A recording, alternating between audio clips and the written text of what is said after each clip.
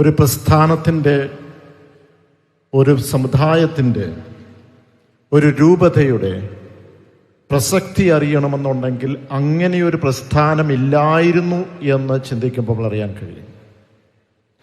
ഇന്ന് പാലാരൂപത എന്നുള്ളൊരു പ്രസ്ഥാനമില്ലായിരുന്നുവെങ്കിൽ നമ്മുടെ സമൂഹത്തിൽ, ക്രൈസ്തവ സമൂഹം മാത്രമല്ല, നമ്മുടെ പൊതുവായ ജനങ്ങളുടെ ഉന്നമനം എത്രമാത്രം പിന്നോക്കം പോകുമായിരുന്നു എന്ന് നമുക്ക് ആലോചിക്കാൻ കഴിയും.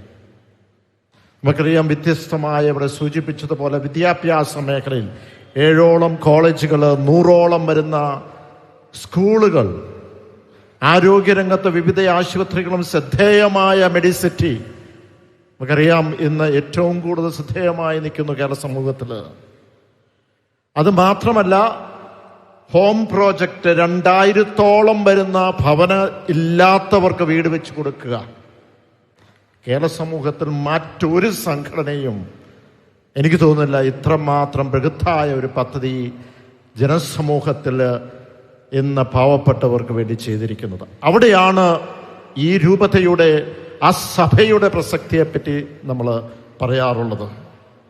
ഇവിടെ ഏറ്റവും കൂടുതൽ നമുക്കറിയാം, സഭ ഇന്ന് കൂടിയിരിക്കുന്ന പ്രധാനമായും DCMS ദളിത് ക്രൈസ്തവർ നേരിടുന്ന വെല്ലുവിളി തന്നെയാണ്.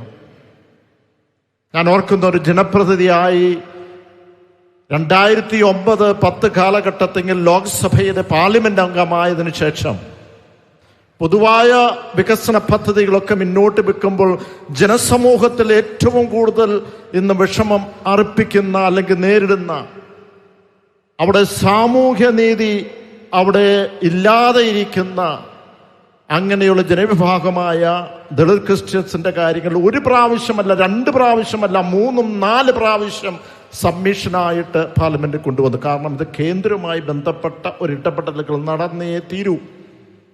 അവിടെ എന്താണ് അവിടെ ആവശ്യപ്പെട്ടത്? മറ്റൊന്നുമല്ല, അവിടെ 2ാമത്തെ പ്രാവശ്യം ആവശ്യപ്പെട്ട് കഴിഞ്ഞപ്പോൾ ദളിത് വിഭാഗത്തിൽപ്പെട്ട മറ്റൊരു സംഘടന ഇവിടെ എൻ്റെ ഭവനത്തിലേക്ക് ഒരു മാർച്ച് നടത്തി. ആയിരങ്ങൾ പങ്കെടുത്തു. ഡൽഹിയിലുള്ള അവിടെ താമസ സ്ഥലത്തേക്ക് അവരുടെ നേതാക്കന്മാർ വന്നു, നിങ്ങൾ ഇത് ആവശ്യപ്പെടാൻ പാടില്ല. ഞാൻ ചോദിച്ചു, എന്താണ് തെറ്റ്? അവിടെ സ്വയം ആഗ്രഹപ്രകാരം ഒരു മതം സ്വീകരിച്ചു. അത് വിശ്വാസത്തിന്റെ പേരിലാണ്. ആ മതം സ്വീകരിച്ചുകൊണ്ട് അവരുടെ ജീവിത രീതിയിൽ മാറ്റം വരുമോ? അവരുടെ സാമ്പത്തികമായ മുന്നേറ്റം ഉണ്ടാകുമോ? അവർ പറഞ്ഞില്ല. അത് ശരിയാണ് താങ്കൾ പറയുന്നത്, പക്ഷേ ഞങ്ങളുടെ കവർന്നെടുക്കുവാൻ ഞങ്ങൾ സമ്മതിക്കില്ല. ഞാൻ പറഞ്ഞു, നിങ്ങളുടെ ആരുടെയും അത് കവർന്നെടുക്കുവാനല്ല, അതില്ലാതാക്കുവാനല്ല, പക്ഷെ അർഹതപ്പെട്ടവർക്ക് ലഭിക്കണ്ടേ? ആ ചോദ്യത്തിന് അവർക്ക് ഉത്തരമില്ല. ഞാൻ വീണ്ടും അവരുടെ ഭാരവാഹികളുടെ മീറ്റിംഗ് എന്നെ ക്ഷണിച്ചു. ഞാൻ അവിടെ ചെന്ന് പറഞ്ഞു, ശരിയാണ്, പക്ഷെ നിങ്ങൾ പ്രത്യേകമായി അവർക്ക് വേണ്ടി ഒരു സ്ലോട്ട് ഉണ്ടാക്കി അവർക്കൊരു സംവരണം കൊടുക്കട്ടെ എന്ന് പറഞ്ഞു. ആയിക്കോട്ടെ, കേന്ദ്രം അവിടെ ആരുടെയെങ്കിലും ഒരു സംവരണം പിടിച്ചു മേടിക്കാനോ അത് ഇല്ലാതാക്കുവാനോ അല്ല, പക്ഷെ അവിടെ ഒരു സംവരണം കൊടുക്കേണ്ടതുണ്ട്. അത് നീതിയല്ലേ?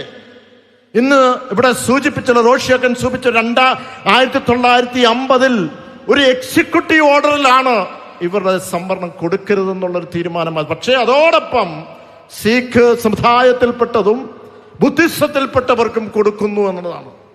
അതൊരു വിവേചനമാണ്. അന്ന് പ്രധാനമന്ത്രിയെ 2 പ്രാവശ്യം നേരിട്ട് കണ്ട് ഞാൻ സംസാരിച്ചു. അവൾ പറഞ്ഞു, നമുക്കൊരു കൂട്ടായ്മയിൽ എല്ലാ രാഷ്ട്രീയ പ്രസ്ഥാനം യോജിച്ചെങ്കിലേ ഉള്ളൂ എന്ന് സുപ്രീം കോടതി ഇതുമായി ബന്ധപ്പെട്ട ഒരു അഫിഡവിറ്റ് നമുക്ക് കൊടുക്കാൻ കഴിയൂ. ഇതൊരു നീതിയുടെ പ്രശ്നമാണ്, മനുഷ്യാവകാശ പ്രശ്നമാണ്. ഇവിടെ സൂചിപ്പിച്ച പോലെ അവർക്ക് അർഹതപ്പെട്ടതാണ്. അതിന് നമുക്കൊന്നിച്ച് നിന്നേ പറ്റൂ. ഇവിടെ മുലമ്പത്തിന്റെ കാര്യങ്ങൾ പറഞ്ഞതും മണിപ്പൂരിന്റെ കാര്യങ്ങൾ പറയുമ്പോഴും അവിടെയെല്ലാം ആദ്യം തന്നെ ഒരു രാഷ്ട്രീയ പ്രസ്ഥാനത്തിന്റെ ഒരു നേതൃത്വം കൊടുക്കുന്ന ആളെന്ന നിലയ്ക്ക് അവിടെ ഓടിച്ചിലയുണ്ടായി. അവിടെയും വ്യക്തമായ ഒരു മനുഷ്യാവകാശ ലംഘനമാണ്. 30 വർഷക്കാലമായി പണം കൊടുത്ത് പോക്കുവരവ് നടത്തി ഭൂനികുതി അടച്ച ആ സ്ഥലം അവരുടേതാകില്ല എന്ന് പറഞ്ഞാൽ അത് അനീതിയാണ്. ഉറച്ച നിലപാടിലാണ് ഇന്ന് സമൂഹം, ക്രൈസ്തവ സഭയും. അവിടെ ക്രൈസ്തവർ മാത്രമല്ല, ഹൈന്ദവരുമുണ്ട്. മനുഷ്യാവകാശ ലംഘനമാണ് അവിടെ നടത്തുന്നത്. അവിടെ തീർച്ചയായും ഉറച്ച നിലപാടോടുകൂടി നമ്മൾ മുന്നോട്ട് പോകും. ഇവിടെ നമുക്കറിയാം, ഇവിടെ നിൽക്കുമ്പോൾ ഏറ്റവും പ്രധാനമായി പുണ്യഭൂമിയായ കുഞ്ഞച്ചൻ്റെ ആ പുണ്യവാളൻ്റെ ഇവിടെ ആ പ്രദേശത്താണ് നിൽക്കുന്നത്. അദ്ദേഹത്തിൻ്റെ ആ ലക്ഷ്യം കൊണ്ട് എത്തിക്കുവാൻ നമുക്ക് കഴിയണം. അതിനൊരുമിച്ച് സമുദായവും സഭയും ഒരുമിച്ച് നീങ്ങെങ്കിലേ കഴിയൂ. അതിന് കഴിയട്ടെ എന്ന് മാത്രം പറഞ്ഞുകൊണ്ട് ഇതിനൊന്ന് നേതൃത്വം കൊടുത്ത നമുക്ക് കല്ലറങ്ങാട്ട് പിതാവ് ഒരു ദീർഘവീക്ഷണത്തോടുകൂടി ഇതിനൊരു പരിഹാരം ഉണ്ടാക്കണം എന്നുള്ള ആ ദീർഘവീക്ഷണത്തോടു ഇത് സംഘടിപ്പിച്ച സംഘാടകരെ ഞാൻ പ്രത്യേകം അനുമോദിക്കുന്നു. എല്ലാ ആശംസകളും നേരുന്നു.